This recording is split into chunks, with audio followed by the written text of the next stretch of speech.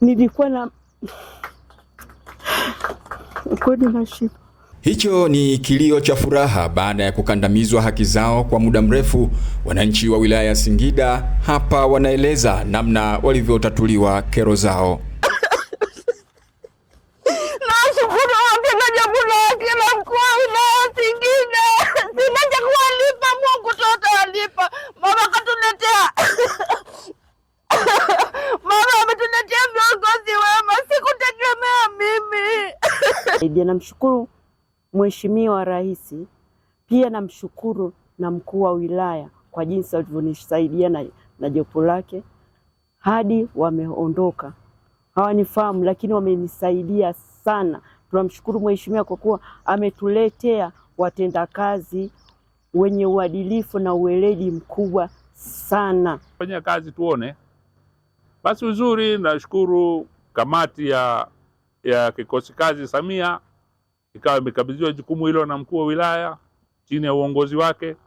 Wamefuatilia, ikabidi yule bwana aitwe hapa akaelezwa kweli juu ya hivyo. Bado alileta usumbufu, maana sio kama tatizo lilisha tu mara moja. Ametusumbua mara nyingi, nenda rudi, haeleweki. Lakini mpaka mwisho yote yeye mwenyewe akaona kweli hana haki, hana njia ila aondoke pale. Mimi nilikuwa na kero, nilikuwa nadai hela, nilikuwa nafanya kazi za hizi serikali hizi, lakini nilikuwa kampuni. Malipo yakawa ni hafifu, silipwi, lakini nikachukua jukumu la kuja huku.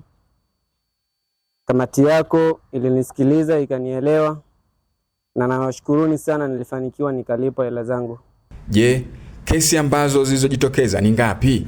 Hapa mwenyekiti wa kamati ya kikosi kazi cha Mama Samia anatueleza.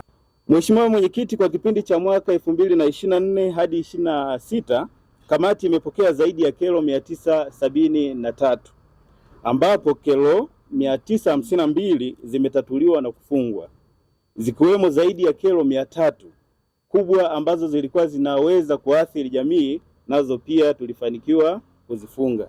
Mkuu wa wilaya ya Singida Godwin Gondwe amehitimisha zoezi hilo. Alituachia neno, na neno yenyewe ni lipi? Msaada wa kisheria. Sisi serikali tunamshukuru sana Dr. Samia Suluhu Hassan kwa Samia Legal Aid na maelekezo yake aliyotoa ya siku wasikiliza wananchi. Na sasa wananchi wengi wamekuwa wana ufahamu wa kisheria.